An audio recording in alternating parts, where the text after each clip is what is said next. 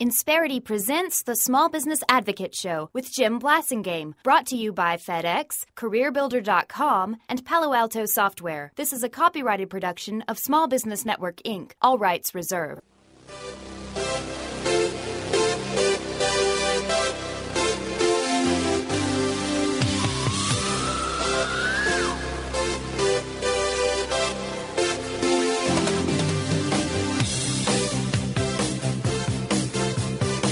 Welcome back. It's 12 after the hour. Thank you very much for hanging out with me. Thanks for being part of my day. My pleasure to continue to be with you. I'm Jim Blasingame, and you're listening to the Small Business Advocate Show, and I'm glad you're here.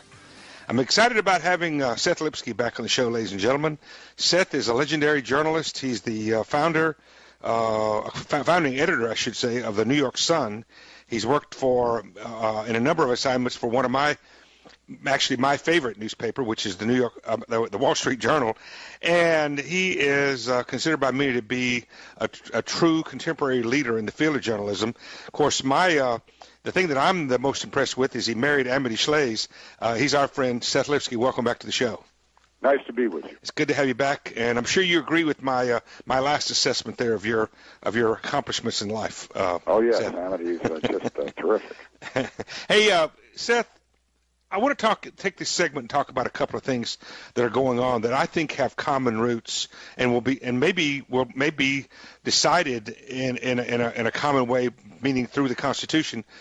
One of them is the validity, whether the health care bill what many people call ObamaCare, which was passed last year, signed by the president last year, but currently is under a lot of pressure from many levels, funding, constitutionally, and otherwise, and also the current budget challenges that the federal government has and the states have, and the relationship, back and forth between those two.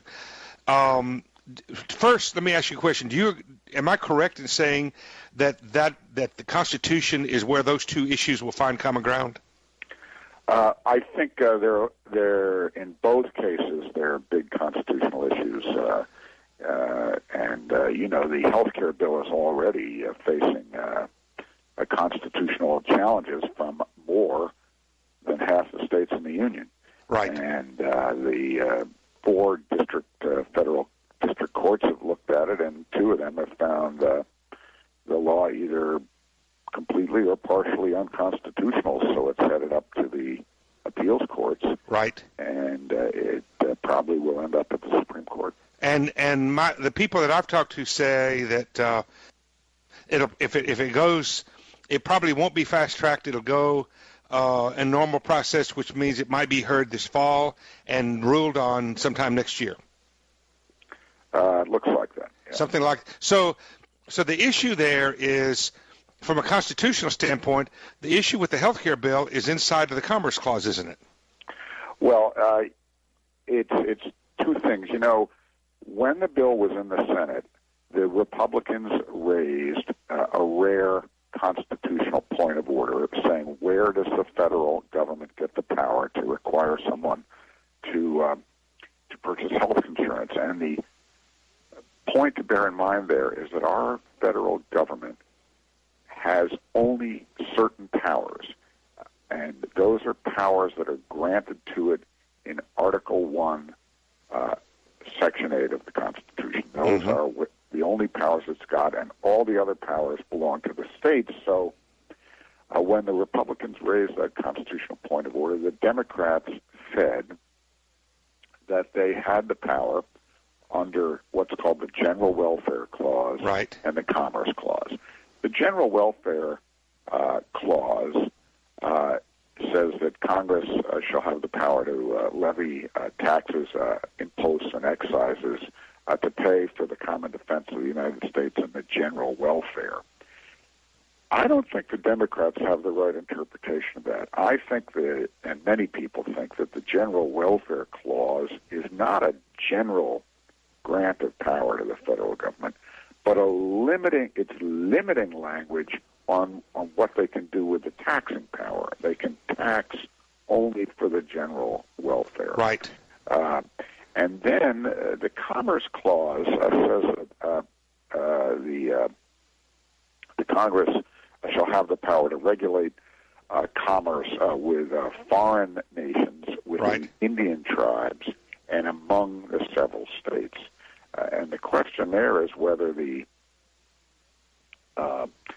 power allows the federal government to reach down inside the several states and tell people what to do there, or whether it gets involved only when trade moves back and forth between the states. Yeah, interstate. The reason why I want to talk about this, folks, and we're in the weeds just a little bit. Seth, you did a great job. That's exactly what I wanted you to explain to us. Folks, the reason why this is important is because this, in my opinion, this is a precedent-setting issue, this healthcare issue. Seth, do you agree with me? That whatever happens here, so much about what kind of self-determination we have as citizens of our individual states. Our states have the ability to run its own business. The big fight that our founders had, there is no bigger fight that they had among themselves 200 plus years ago than over how much power the federal government would have, how much sovereignty the states would have. This is going to be a big and important decision that's going to come up in the next 12 months or so. What do you think, Seth?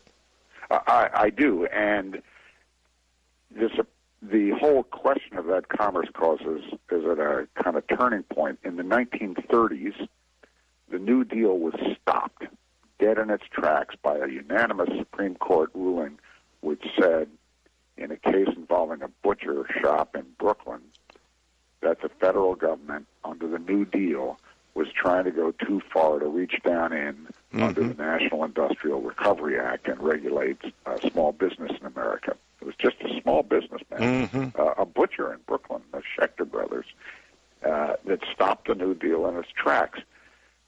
When it won that case unanimously in the Supreme Court, Roosevelt tried to pack the Supreme Court. That's what the Supreme Court case, the packing effort was all about. Right.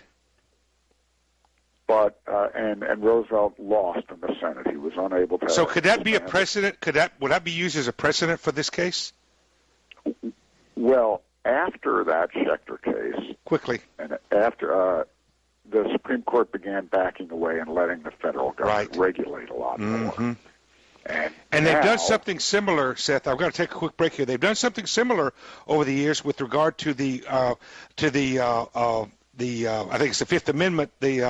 What's the part of the with regard to the takings clause is what I'm trying to say. They've changed it from the public use to the public benefit, and that's a variation in the Constitution I'm concerned about too, folks. You and I have to pay attention to this. There's so much riding on this decision. We come back, we're going to talk about another similar situation, the budgets. Stay with us, 20 after. Seth Lipsky is our guest. Insperity presents the Small Business Advocate Show with Jim Blasingame, brought to you by FedEx, CareerBuilder.com, and Palo Alto Software. This is a copyrighted production of Small Business Network, Inc., intended for the private use of our audience. Except as otherwise provided by copyright law, all other copying, redistribution, or publication without prior written consent is prohibited. All rights reserved. Prohibited. All rights reserved. Prohibited. All rights